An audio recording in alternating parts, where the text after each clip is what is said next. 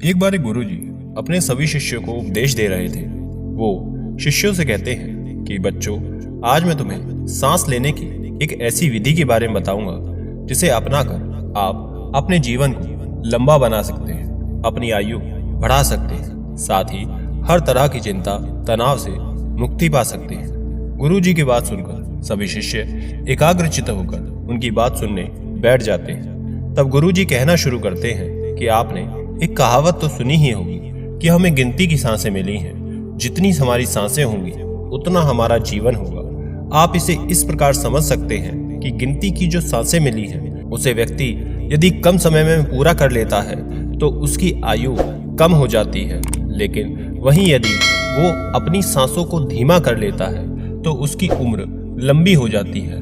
और न केवल उसकी उम्र बल्कि उसका स्वास्थ्य, उसकी ऊर्जा अच्छी रहेगी।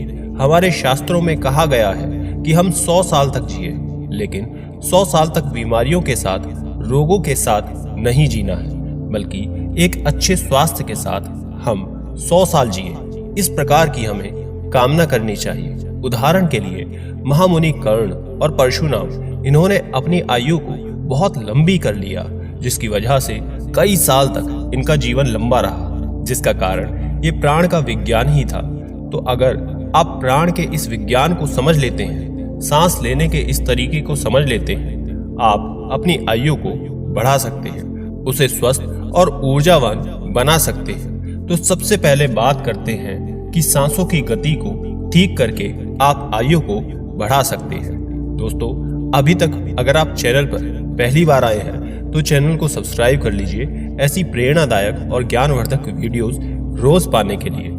और हाँ, अगर वीडियोस हमारी पसंद आती हैं तो चैनल को सब्सक्राइब करके ज्यादा से ज्यादा लोगों तक शेयर जरूर करें।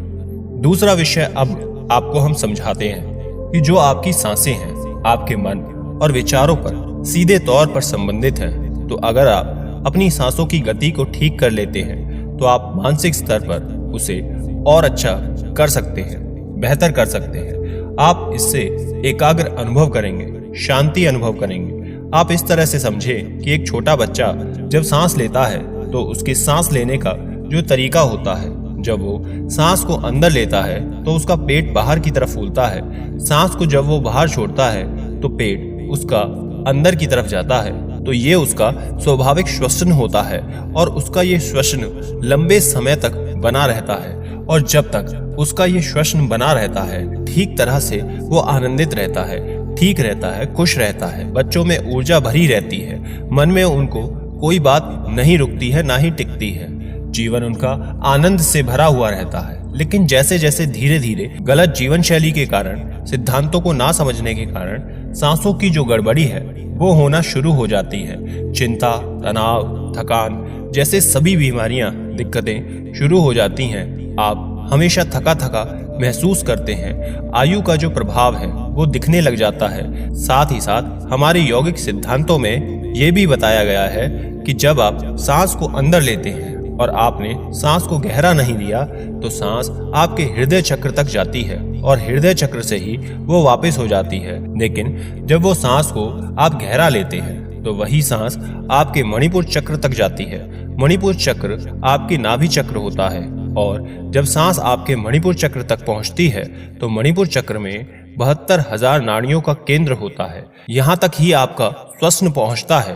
तो ये जो आपकी प्राणवायु है, जो कि ऊर्जा के रूप में बदलकर पूरे शरीर में इन नाड़ियों के माध्यम से संचालित होती है। और जो आपके 5 प्राण होते हैं, प्राण, अपान, व्यान, समान और उदान, ये सारे प्राण पोषित होते हैं और आपके शरीर की छोटी छोटी गतिविधियां बेहतर होती जाती हैं। तो आपको करना क्या है कि सांस लंबी लेनी है, गहरी लेनी है। सांस आप लंबी लेते हैं तो आयु पर प्रभाव पड़ता है, सांस मणिपुर चक्र तक जाती है। तो अब आप समझे कि आप मानसिक स्तर पर स्वस्थ रहते हैं और आपके जो प्राण हैं 5 शरीर में, वो ठीक प्रकार से कार्य करते हैं। तो यहाँ पर हम 2 विधियों को समझेंगे। जो श्वसन आपको सुबह करना है 10 मिनट तक और सोने से पहले आपको करना है 10 मिनट तक। इस प्रकार का श्वसन करके यदि आप सोते हैं तो कुछ ही दिनों के अभ्यास में आप देखेंगे कि आपकी जो नींद है वो पहले दिन से बेहतर होनी शुरू हो जाएगी।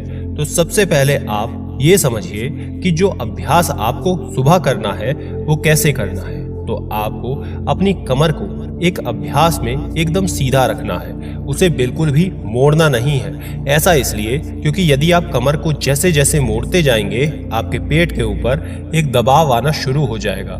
दबाव कहाँ आएगा? तो ये आपके नाभि के नीचे के क्षेत्र में आएगा। और हमें प्राण को कहाँ पहुँचाना है? तो नाभि में पहुँचाना है। तो अगर कमर सीधी नहीं है तो आप खुद समझ सकते हैं कि आपको इस अभ्यास से वो लाभ नहीं मिल पाएगा। अब कमर को सीधी रखने के लिए जो आपको आसन का प्रयोग करना है वो है पद्मासन। पद्मासन लगाने के बाद आप सहज बैठ जाएं, कमर आपकी सीधी रहेगी एकदम से।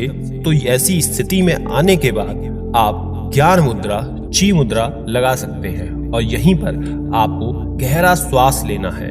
और एक और बात, अपने कंधों को थोड़ा पीछे रखें और शरीर को थोड़ा ढीला छोड़कर रखें। कमर सीधी रहे, बाकी शरीर बिल्कुल ढीला, बिल्कुल रिलैक्स आपका होना चाहिए। ऐसी स्थिति में आने के बाद जब आप सांस को अंदर ले रहे हैं तो पूरी एकाग्रता सांस के ऊपर रहनी चाहिए। इससे होगा क्या कि आप अपने प्राणों पर ही नहीं बल्कि स्वाभाविक ही आपका मन शांत होगा और आपके विचार ठहरने लगेंगे। जब आप अपनी सांसों को अंदर ले रहे हैं तो आपका पेट बाहर की तरफ आना चाहिए। इस प्रकार के श्वसन को सांसों के ऊपर सजगता रखते हुए आपको 10 मिनट तक करना है सुबह के समय।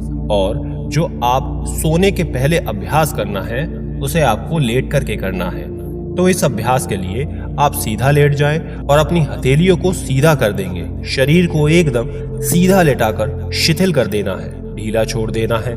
पैरों को आप बगल में, इस प्रकार अगर पैर इधर उधर जाते हैं तो आप जाने दें, आपको बिल्कुल सीधा लेटना है। शांत स्थान पर लेटें। उसके बाद आपको गहरा श्वसन करना है। एक और बात का ध्यान रखिए कि आप गद्दे पर ना लेटें, क्योंकि अगर आप गद्दे पर लेटते हैं या चारपाई पर लेटते हैं तो इससे शरीर सीधा नहीं रहता है।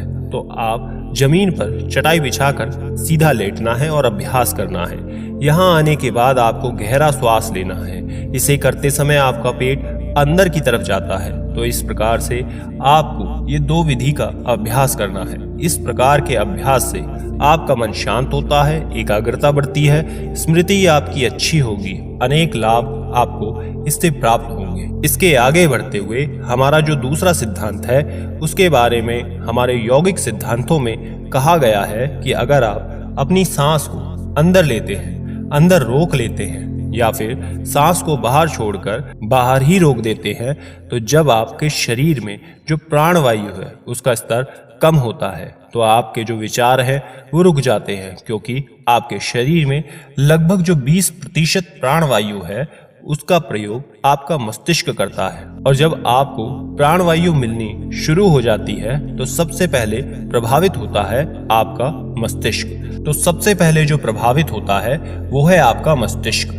तो जब आप अभ्यास करते हैं, सांस को रोक देते हैं तो मस्तिष्क जो आपका अति सक्रिय हो गया है, चंचलता बढ़ गई है, मस्तिष्क की वो चंचलता कम होनी शुरू हो जाती है।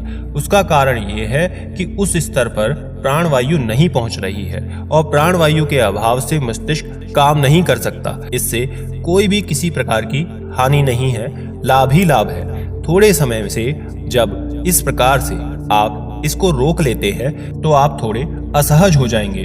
आपको लगता है कि आप सांसों को नहीं रोक सकते। तो आप उस सांस को लेते हैं तो जो ये प्राणवायु आपने ली है वो भी अधिक मात्रा में मस्तिष्क में पहुंचती है और ये आपके लिए अच्छा कार्य करता है। तो जो ये कुंभ का अभ्यास है, थोड़े समय के लिए प्राणवायु का अभाव मस्तिष्क की ओर होता है और विचार ठहरने शुरू हो जाते हैं। इस अभ्यास को जब आप 3-4 बार करते हैं तो इतना अभ्यास करने के बाद मस्तिष्क आपका इस वृत्ति में चला जाता है जहां पर अति सक्रियता नहीं है। फिर आप अपने मस्तिष्क को मनचाही दिशा में मोड़ सकते हैं। यह अभ्यास तब भी आपके लिए कार्य कर सकता है जब आपको बहुत ज्यादा क्रोध आता है, बहुत ज्यादा कामोत्तेजक विचार आते हैं, बहुत ज्यादा नकारात्मक आपको विचार आते हैं। एक ही विचार बार बार आपके पास आ रहा है, पीछा नहीं छोड़ रहा, यानी कि मस्तिष्क मानसिक समस्याओं से भी बाहर आने के लिए ये अभ्यास आपके लिए कार्य कर सकता है। अब यहाँ पहले आपको कुंभ का अभ्यास करेंगे और फिर करेंगे योगासन का अभ्यास। योग मुद्रक आसन में जब आप जाएंगे कुंभक के बाद, तो आपकी जो स्पाइन है ज्यादा स्ट्रेच होगी और आपकी प्राणवायु का संचार आपके दिमाग की तरफ नाड़ियों द्वारा तेजी से होगा। तो सबसे पहले आपको समझना होगा कि आप पद्मासन लगा करके सीधे बैठ जाएं। अगर पद्मासन नहीं लगता है तो आप सिद्धासन में बैठे। यदि सिद्धासन भी नहीं होता है तो आप एक ब्लॉक ले लीजिए और एक ब्लॉक को अपने नितंब के नीचे रखें और उस स्थिति में आप उसके ऊपर बैठ सकते हैं। फिर आपको ये समझना है कि आपने सांस को पूरा अंदर लिया और उसे अंदर ही रोक लिया, और जब आपको असहज लगे तब आप उसको बाहर छोड़ दें। इसे शुरुआत में आपको थोड़ी सी अवधि के लिए करना है, लेकिन आपको इसे इतना बढ़ाना है कि यदि आज आप इसे 1 मिनट तक कर रहे हैं या 30 से 40 सेकंड तक रोक पाए हैं, तो फिर आपको धीरे धीरे इसे 50 सेकंड तक लेकर जाना है, फिर 1 मिनट, फिर 2 मिनट, और इस तरह से आपको इसे आगे लेकर जाना है। इसकी अवधि बढ़ानी है। इससे अधिक समय तक आप अपनी सांस को रोकने में अगर सक्षम हो जाएंगे, ऐसा अभ्यास को आपको 5 बार 6 बार किया जाना है। इतना करने के बाद आपको सांस को पूरा बाहर छोड़ना है और योग मुद्रा आसन में आ जाना है। इस स्थिति में आपको करना क्या है कि दोनों हाथों को पीछे की तरफ लेकर जाना है और अपने हाथों को इस प्रकार सीधा करना है। जैसे ही आप अपने हाथों को सीधा करेंगे तो पूरे कंधे आपके पीछे की तरफ चले जाएंगे। थोड़ा सा आपको ऊपर देखना है, कमर को आगे की तरफ खींचना है और खींचते हुए पूरा सांस को बाहर छोड़ते हुए इस प्रकार से योग मुद्रासन की स्थिति में आप आ जाएंगे और कुछ समय तक फिर आप वहीं रुकेंगे। इस अभ्यास के बाद आपके ब्लड का संचार मस्तिष्क की तरफ बढ़ेगा और इससे भी मानसिक लाभ आपके दिमाग के ऊपर अच्छा होगा। इस स्थिति में आप अगर रुकते हैं, यहाँ जाने के बाद आप गहरी गहरी सांसें लेते हैं। उसके बाद कुछ समय रुकने के बाद सांस को बढ़ते हुए आप वापस आएंगे और आप सहज कुछ समय तक सामान्य सांसें लेंगे।